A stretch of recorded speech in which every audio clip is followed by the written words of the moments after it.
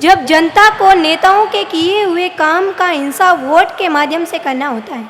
5 साल में राजस्थान की कांग्रेस सरकार ने राज्य का बेड़ा गर्क कर दिया है। आज राजस्थान पर 5,500 करोड़ का कर्ज चढ़ा दिया है, यानी आज प्रत्येक आदमी के ऊपर 60,000 का कर्ज है, जिसमें 7,000 इसी वर्ष के हैं। फिर भी सभी विपक्षी पार्टियां एक राय होकर जनता में भ्रम फैला रही हैं कि भाजपा ने देश को डुबो दिया है। जनता को समझना बहुत ही जरूरी है कि हमें किसने डुबोया है। 70 साल में हमें पहली बार एहसास हुआ है कि आज़ादी का अर्थ क्या है। देश की जनता धीरे धीरे समझ रही है कि कौन सी पार्टी देश की जनता और देश हित के लिए जरूरी है। आज जब भी संसद में देश हित में कोई भी कानून बनता है, पूरा विपक्ष छाती पीटने लग जाता है, देश में दंगे कराने हेतु उतार हो जाता है। जब सीए और एनआरसी कानून बनाया जा रहा था, तब इसी विपक्ष की वजह से दिल्ली में दंगे भड़के और 50 लोगों की जान चली गई। यही विपक्ष है जिसने राम मंदिर ने बने, इसके लिए कोर्ट में 20 वकील खड़े किए। इसी विपक्ष ने कोर्ट में हलफनामा दायर किया। हमारे हराम के कमाए काले धन की जांच नहीं हो सके। क्यों भाई? हमारा मानना है कि हिंसा कहीं नहीं होनी चाहिए, मगर यही विपक्ष मणिपुर हिंसा पर दिल्ली में संसद तक नहीं चलने दी, जिससे देश का करोड़ों का नुकसान हुआ और कहीं कानून पारित नहीं हुए।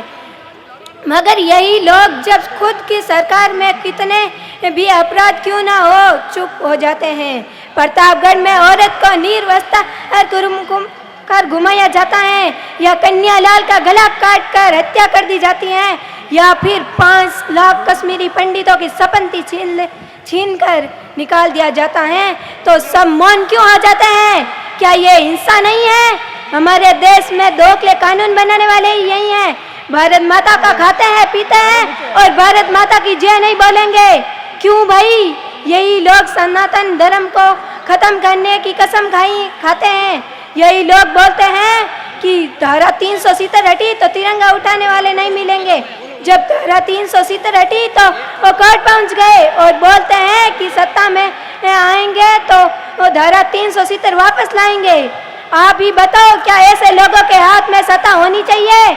अगर आप डांगा जी को जीता पाते तो आपका संदेश उन महान मंत्री प्रधानमंत्री तक जाता है जो अपने परिवार को छोड़कर आपकी और देश की सेवा में लगे हुए हैं।